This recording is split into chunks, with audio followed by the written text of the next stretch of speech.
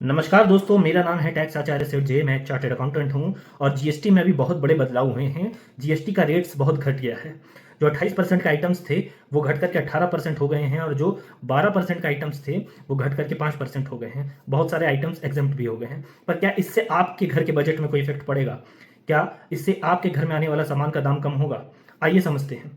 तो दोस्तों, आपको ऐसा फील हो रहा होगा कि जैसे ही ये रेट गिरेगा वैसे ही आपके घर में आने वाले सामान का दाम कम हो जाएगा। जो भुजिया आप खरीद के ला रहे थे 90 रुपए में, वो आप 85 रुपए में ला पाएंगे। पर मैं आपको बता देना चाहता हूं कि हो सकता है कि ऐसा ना हो। अक्सर ऐसा होता है कि जब रेट्स कम होते हैं तो बड़ी बड़ी कंपनीज अपना प्रॉफिट मार्जिन बढ़ा लेती है और आपको उसका डायरेक्ट बेनिफिट नहीं मिल पाता। आइए मैं आपको इसे एक एग्जाम्पल से समझाता हूँ। तो मान लीजिए आप जब जीएसटी का रेट 12% था नमकीन के ऊपर, तब आप बाजार से 90 रुपए का आप भुजिया खरीद के लाते थे।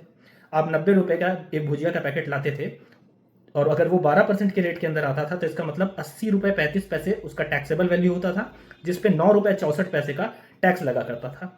तो 80 रुपए 35 पैसे प्लस 9 रुपए 64 पैसे, टोटल मिला के आप 90 रुपए दुकानदार को देते थे। अब सरकार ने बोला कि नमकीन के ऊपर में मैं 12% से घटा करके 5% का टैक्स कर दे रही हूँ।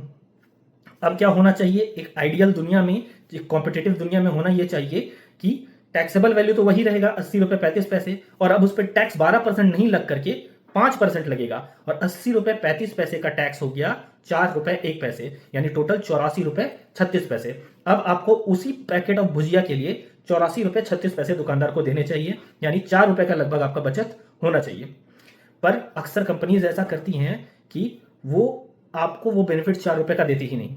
वो क्या करेंगी कि अपने खुद का जो टैक्सेबल वैल्यू था उसे बढ़ा देंगी। जो पहले 80 रुपए 35 पैसे का टैक्सेबल वैल्यू था उसे वो 4 रुपए से बढ़ा करके, 4.5 रुपए से बढ़ा करके 85 रुपए 71 पैसे कर देगी।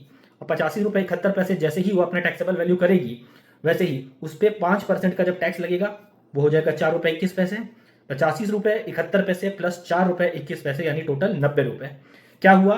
वही भुजिया का पैकेट पहले भी आप 90 रुपए में ला रहे थे, अब भी आप 90 रुपए में ला रहे हैं।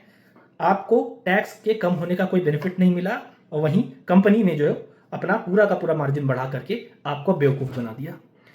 आशा करता हूं कि आपको ये वीडियो अच्छी लगी होगी। अगर आपको ये वीडियो अच्छी लगी है तो आप टैक्स आचार्य को सब्सक्राइब करें और इस वीडियो को लाइक करें। इसी तरीके की जानकारियां मैं आपके लिए हर रोज लाते रहता हूं। Thank you.